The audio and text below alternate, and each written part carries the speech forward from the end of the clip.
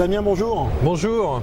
Tu es plus que passionné d'Evernote, comme moi. Plus que ça, ouais. Tu as monté Ever Conseil. Ever Conseil, une société de conseil autour d'Evernote, justement. En fait, tu es un ambassadeur Alors voilà. d'Evernote. Moi, je suis un utilisateur Evernote. Au départ, j'étais juste utilisateur Evernote. Il y a quelques années, j'écrivais sur mon blog autour d'Evernote parce que je trouvais qu'Evernote était un outil génial pour me faire gagner du temps, en fait. Le fait de mettre mon information, des PDF, etc. à l'intérieur, je trouvais ça super. Et j'ai commencé à écrire des articles sur mon utilisation d'Evernote sur mon blog. Et un jour, j'ai contacté Evernote en leur demandant combien vous avez d'utilisateurs. À l'époque, je me souviens, il y avait 30 millions d'utilisateurs. Aujourd'hui, il y a 100 millions d'utilisateurs à travers le monde. En France, il doit y avoir autour de 2-3 millions d'utilisateurs, je ne sais pas exactement le chiffre. Et c'est devenu un outil incontournable pour moi. Je ne sais pas comment je pourrais faire sans aujourd'hui, parce que j'ai mis vraiment tout mon cerveau, on va dire. Si je pouvais le sortir et le mettre dans un outil, eh ben, ce serait dans Evernote. En fait, Evernote, c'est vraiment le calepin qui nous permet de tout noter, tout archiver, tout retrouver. Tout retrouver. Ce qui est très important avec Evernote, c'est les outils de recherche. Et même quand on fait une recherche sur Google, eh bien, en parallèle, on peut faire une recherche, donc la recherche Google classique, et sur la même fenêtre de ton navigateur, il va s'afficher également les notes qui contiennent les termes que tu cherches, y compris les notes manuscrites. Et c'est ça qui est génial avec Evernote, c'est que ça réconcilie le digital avec le manuscrit. Et moi, je prends énormément de photos, des notes que je prends à la main ou de choses qui m'interpellent. Si tu veux, je les prends en photo et je les stocke dans Evernote. Et tout ça, je peux le rechercher après et le rediffuser, le partager avec des personnes. Ça, c'est vraiment génial. Et en plus, il y a un niveau collaboratif. Il y a un niveau collaboratif, partager les carnets de manière à, sans être physiquement au même endroit, avoir un même endroit pour plusieurs entités. Tout à fait. On peut vraiment partager et consolider de la connaissance, si tu veux, de l'intelligence.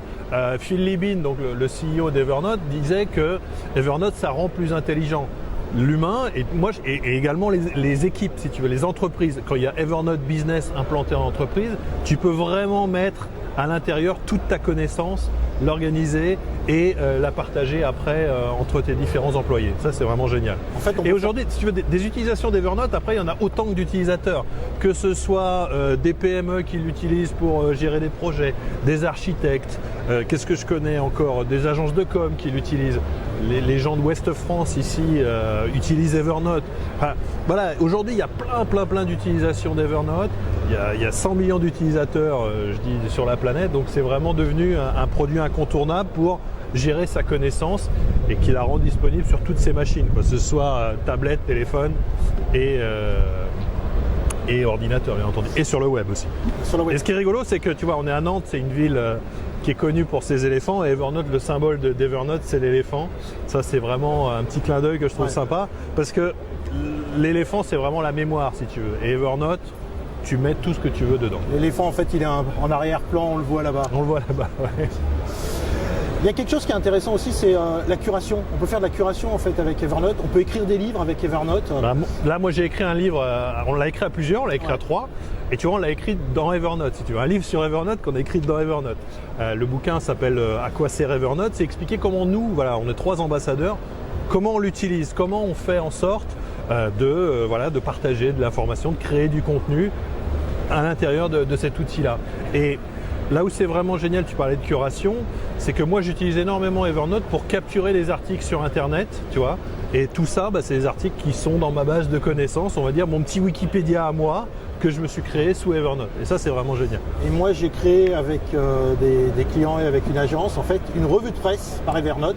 Je mets tous les articles que je veux dans un carnet, j'en fais une note de sommaire, j'envoie cette note. Pas mal. En cliquant.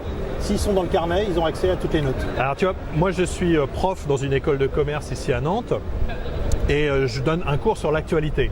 Et donc moi mon rôle c'est je capture des articles sur Internet et je les mets à disposition de mes étudiants sur Evernote. Qu'ils aient ou pas Evernote, ils ont juste à cliquer sur un lien et ils peuvent avoir accès à tous les articles, alors sans les pubs, sans tout ce gras autour, on va dire, qu'il y a sur les sites d'information, juste l'article, juste la connaissance qui est disponible pour eux. Et même si le site internet change, on va dire, c'est pas grave. Moi, j'ai sauvegardé le contenu à l'intérieur d'un outil, quoi. Damien, merci. Super, merci. On se retrouve sur Evernote. À bientôt. Ciao.